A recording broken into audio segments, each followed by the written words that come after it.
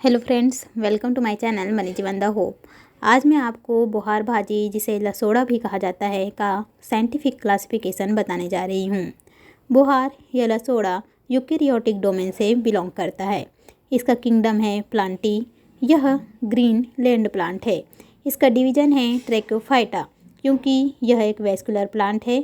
यह seed plant है, जिसके कारण इसे फेनेरोगेम्स या स्पर्मेटोफाइट्स के अंतर्गत रखा गया है। इसका क्लास है यूडिकॉट्स, अर्थात यह मैग्नोलियोप्सीडा के अंतर्गत आता है। इसका ऑर्डर है बोरेगिनेल्स। फैमिली है कॉर्डिएसी या बोरेगिनेसी। इसका जीनस है कॉर्डिया और स्पीसीज़ है कॉर्डिया डाइकोटोमा। द्विनाम पद्धति या बायनोमियल नोमेनक्लेचर के अनुसार इसका बॉटेनिकल या साइंटिफिक नेम है कॉर्डिया डाइकोटोमा। यदि आपको यह जानकारी अच्छी लगी हो तो प्लीज़ इस वीडियो को लाइक करें, शेयर करें व मेरे चैनल को सब्सक्राइब करें। धन्यवाद।